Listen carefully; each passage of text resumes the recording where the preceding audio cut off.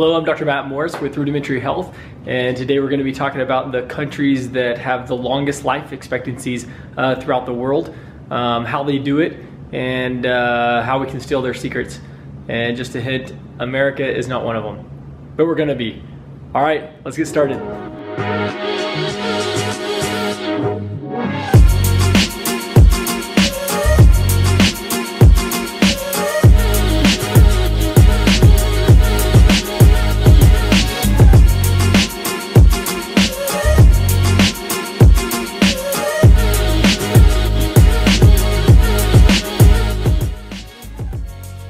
Okay, cool. Just a little bit up like this. How's that look? I think it looks good, yeah. This is Sarah, and she's gonna take a guess at what the longest living country in the world is. I am probably gonna guess like Japan.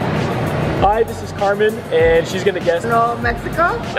Close, but not Mexico. Should we go this way? On Yeah. Like, so like the longest lifespan. I want to say it's 3. So you say say Japan. You say in. My guess was South Africa. The motherland, South Africa. Oh. I say Europe. All right, and we're back. So for those of you wondering which country does have the longest life expectancy, we're gonna go take a look, see what it is that these countries are doing right, and how we can take those things and use it ourselves to hopefully live a longer, better life. This is a map of the world here.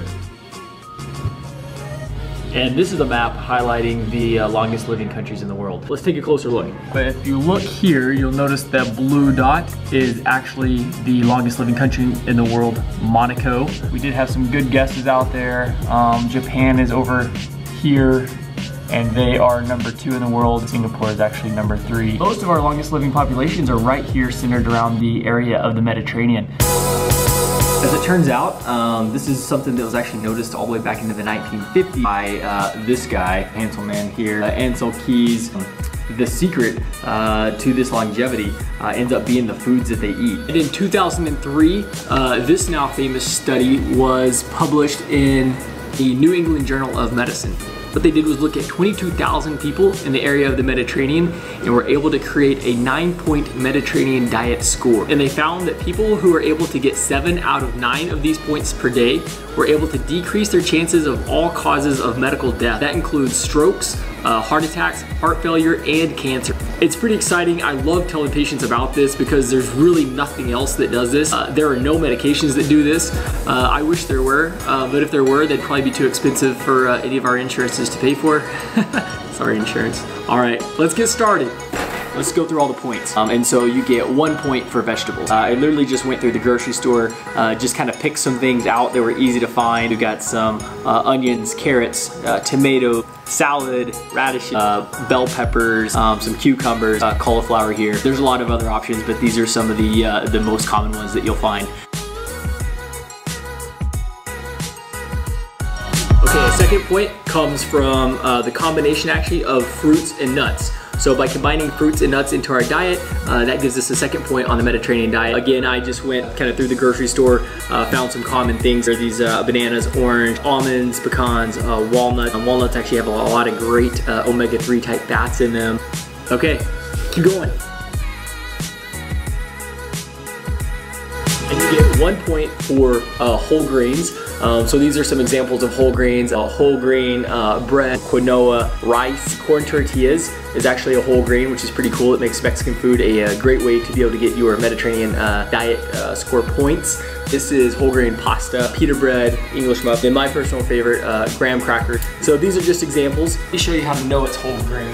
One way to know that it is whole grain is by this emblem here. That's the emblem of the Whole Grain Council. Just because it doesn't have that doesn't always mean that it isn't whole grain. One thing you want to look for in the ingredients is that it says whole grain or whole wheat is one of the first things in the ingredient. All right, here we go.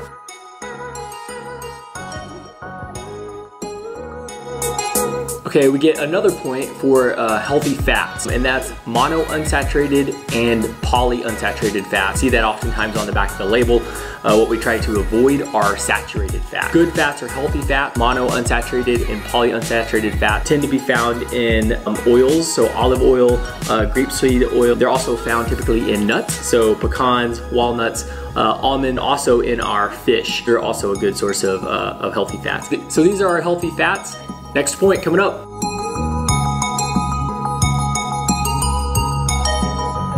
And we get 1 point from legumes. Legumes are basically anything that come in a pot. Snap peas, these are lentils. Beans are also a great example. This is hummus, which is originally chickpeas. So that's 1 point. Next point.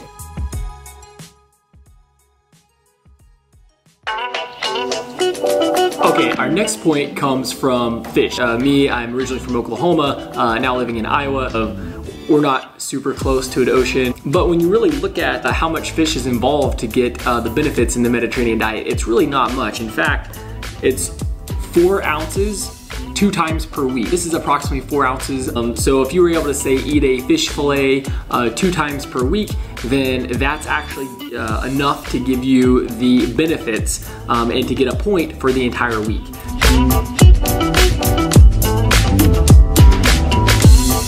Okay, the next point that we're gonna talk about comes from dairy. It actually comes from keeping your dairy at 7 ounces per day or less. Typically in the Mediterranean region, a lot of the dairy comes from yogurts, cheeses, that kind of thing, less so from milk. This is approximately 7 ounces of cheese.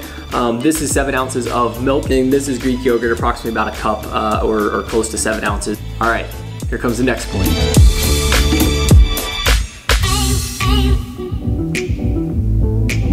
All right, let's talk about how to get a point now for meat. When it comes to fish, remember, the more the better to get a point. When it comes to other types of meat, you typically want to try to go for a leaner type of meat. Often chicken, turkey can be a good option. You can do red meat as well, but make sure you get the leaner portion. And then we also want to keep it at 4 ounces or less per day. 4 ounces doesn't always sound like a lot, but it's actually quite a bit when you measure it out. This is 4 ounces of shaved turkey breast. These two combined are 4 ounces of chicken breast. And so keeping your meat at 4 ounces or less per day gives you 1 point on the Mediterranean diet. All right, next point.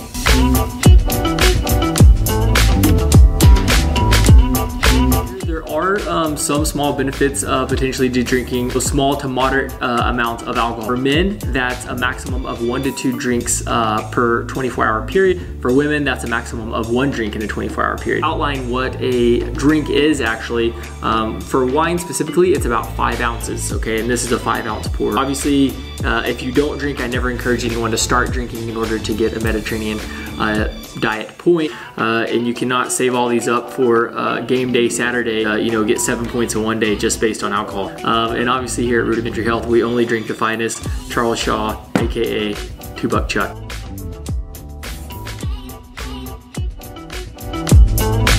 All right, so let's review. The Mediterranean diet is able to decrease all causes of medical death, including heart attacks, strokes, and cancer by 25%. You can get these benefits by getting 7 out of 9 points on the Mediterranean diet score. It's also a great diet for helping with weight loss and maintaining weight loss. In the future, I'm gonna be doing some different recipes using the Mediterranean diet, trying to get those points that we talked about. If that's something you're interested in, you can subscribe to get those updates. Otherwise, I think that's it. I love doing this video. It was a blast to get to do it.